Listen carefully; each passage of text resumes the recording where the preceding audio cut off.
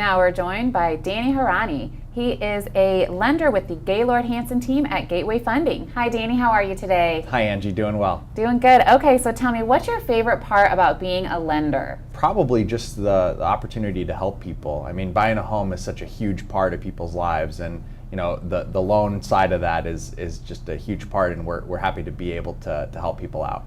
Absolutely. And what made you get into the business? Well, you know, I kind of fell into it. I was working for a home builder at the time, and just realized that the lending side of it was, like I said earlier, just such a huge component, and that really the biggest stress point for a lot of the buyers. And I wanted to get in front of that and help kind of relieve some of that stress. Okay, now tell me, mortgage insurance. What's going on with mortgage insurance? Well, that's actually a really exciting part of the business right now, because mortgage insurance was out of the game for a really long time, and it's finally starting to come back. And it's providing a huge opportunity for buyers who really just haven't saved up that full 20% down payment, because the mortgage insurance allows you to buy a home with, in some cases, as little as 5% down. Okay, and tell me, do you have to have mortgage insurance to purchase any kind of house, or is it just specific loans? In some cases, certain loan products require mortgage insurance all the time.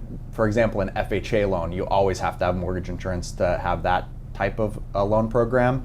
But in the case of conventional loans, you only need mortgage insurance when you put less than 20% down. In that case, the mortgage insurance actually protects both the buyer and the lender from having less than 20% equity in the home. Okay, so that's why you're saying, so now if you don't have 20% down, you can still get a loan, but you do have to purchase the mortgage insurance. Is exactly, that correct? Yeah, okay. Exactly right. And then when did this change? Is this a new regulation, or how recently has that been, I guess, brought to the table? Well, mortgage insurance has been around for years and years and years, but in the financial meltdown, the mortgage insurance companies were hit very hard, because they were insuring the portion of the home that was, between 80 and 100%. And so when home values dropped, their position and security was just wiped out. And so a lot of mortgage insurance companies actually went out of business, and the others that didn't go out of business pulled out of the market almost completely.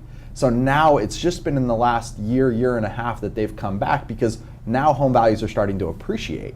So their risk position, instead of being really questionable, is starting to be a lot more favorable for their business model.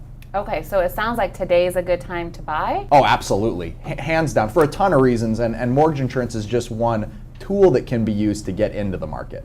Okay, so what would you say the top 3 reasons to buy a house right now would be? Well, I mean, the biggest one is that we're really starting to see home prices rebound. So that concern that a lot of buyers had, even as recently as last year, 12 months ago, there was a question: is this the bottom? Could prices drop another 10%?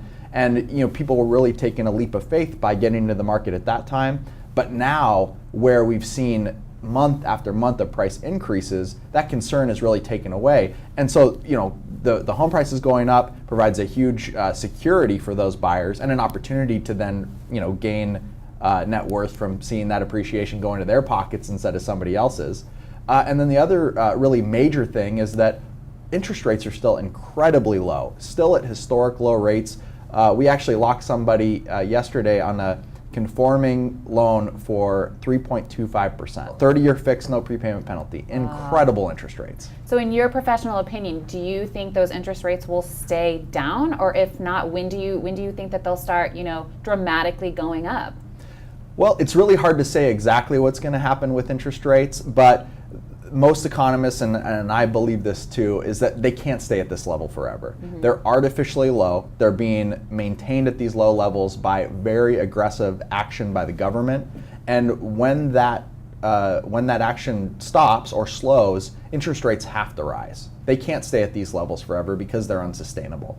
So when they do go up, I expect it'll be pretty incremental, but my kind of instincts, and again, there's no crystal ball, but my instincts are that we're probably going to be in the mid-4s a year from today. You see it as a steady increase. You don't see it going, from, like you said, you locked it 3.25 up to 10% by next year. Oh, no. Yeah, there is a very outside chance of rates going up to the 7, 8s, 9s, but that wouldn't be for many, many years. Okay. And again, no crystal ball, but that's kind of how things tend to happen in the past. And then tell me, okay, for refinancing, are the regulations, are they getting a little bit more lax? I know a lot of people have had some problems refinancing their homes. What's going on with the refinance market? Well, refinancing, really, the challenge for people was their home equity. So once again, the appreciation is coming to play and really helping people out who previously were underwater or didn't have enough equity to make that 80% threshold where a refinance made sense. But the mortgage insurance comes into play here too, because it's not just for buying a home where mortgage insurance can be an option.